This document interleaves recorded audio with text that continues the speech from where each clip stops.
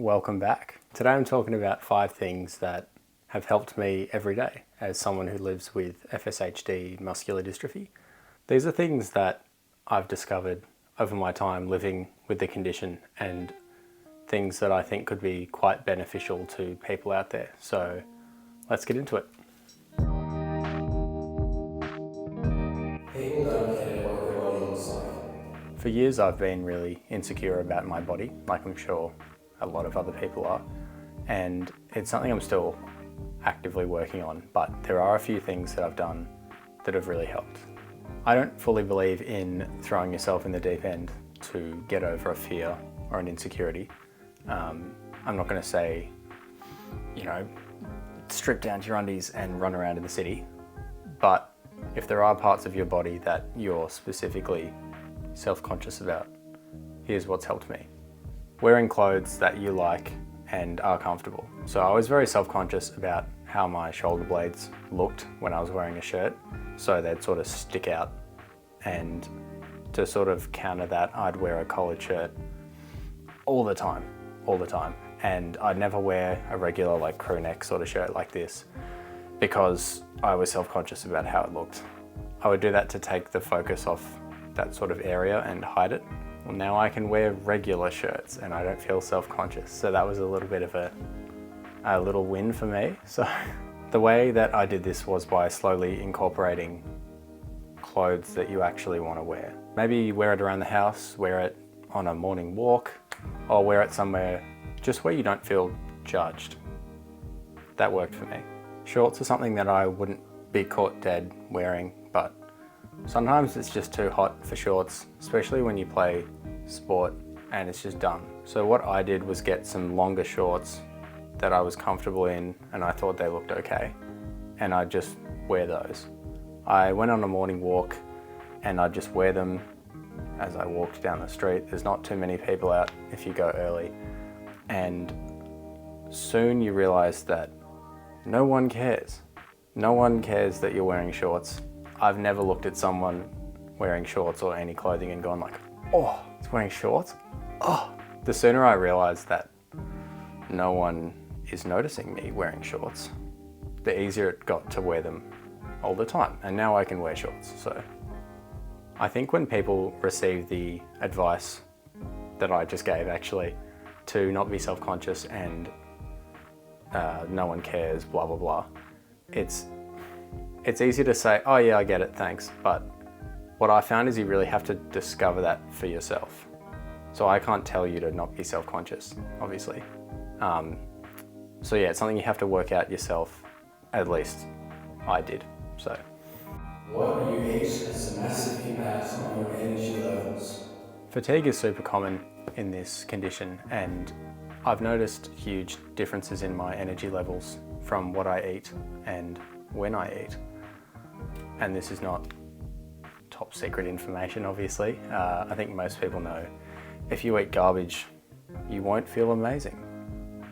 My point is that with something like FSHD, where fatigue can stop you doing things that you want to do, I think it's important that we do everything we can to improve. I mainly noticed this when I filmed my What I Eat as an Aspiring Para-Athlete video, as my energy was just noticeably better than usual. And I say in that video that it's not my usual diet and it's more of like an ideal diet, but it probably should be my diet because I felt awesome. So eating meals that are spaced apart enough but not too much are the key to all-day energy in my experience. I encourage you to do some research and find foods that you enjoy eating that also aren't horrific for your health, and it should improve your energy levels. Learn how your body is supposed to move. The most important thing when doing any sort of exercise, especially lifting weights, is your form. This may not come as a surprise to many, but it really helped me out, so let me explain. Because our bodies are not your conventional stock standard bod, the way you move and your posture might be a little bit out of whack. In my case, my shoulder region, back, hips, most things really. If I was going to say one thing, I'd say to stabilize your scapula. So Scapular winging, which is when your shoulder blade sticks out the back, is one of the main effects of FSHD, and that means that stabilising that is super important. I've been injured for many weeks from my dodgy shoulders, and I don't want anyone else to make the same mistake that I did.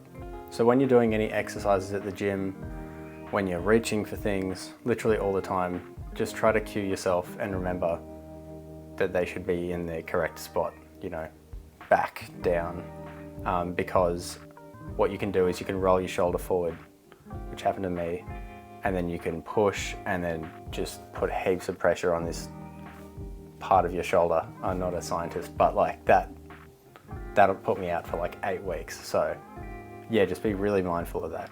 I found this to be true for abdominal work as well. So try to engage your core just whenever you can.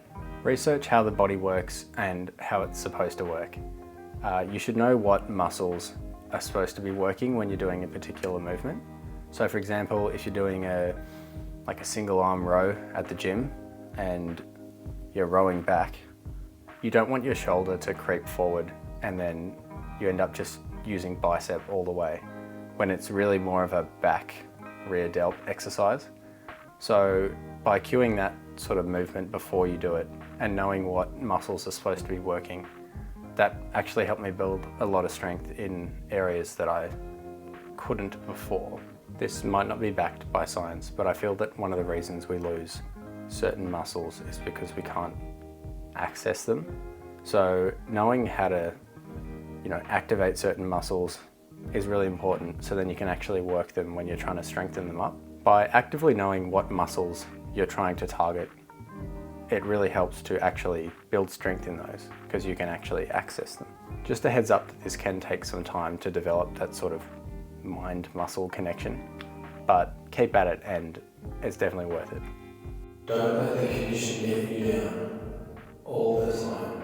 It's definitely easy to get down about having FSHD or whatever you may have, and it really sucks, but that doesn't really help you in the long run. I was down about my condition for the last 10 years, and it's only been quite recently that I've realised that it's actually given me quite a lot of direction in my life and arguably made me more interesting, so it's not all bad. This sounds super cliche and cringy, so apologies in advance, but all you can really do is take things day by day. I've realised that there's no use in worrying what my life could look like in 5, 10, 20, 50 years time. To be honest, I could get hit by a bus tomorrow, and what was all that worrying for? Nothing. So, a new cure could come out, a new assistive tech could get so good that we don't feel like we have the condition anymore. The point I'm trying to make is that no one knows what the future's going to be like, and I take comfort in knowing that it's not guaranteed to be bad. I just want to acknowledge that I know everyone is different. This condition especially is hypervariable, but I've found it more productive to think about what I can still do versus what I can't do anymore.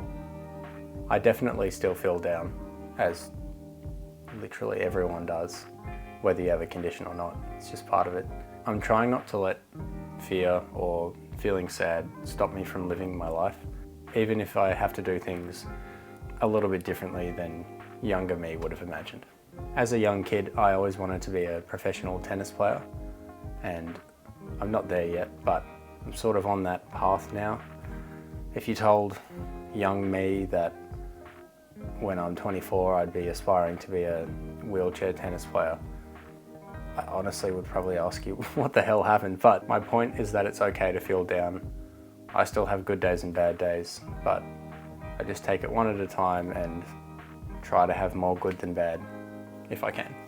Having this condition is not all bad. If I think about my life before opening up about my FSHD, it wasn't nearly as fulfilling as it is now. Sure, I've had some great experiences before I had my disability, and I'm very lucky to have had the experiences I have. But the way my life has changed since embracing my condition has been unreal. I've met a bunch of really cool people I never would have otherwise. I've started up new sports, got a bunch of free stuff because I have a disability. I can park really close to shops.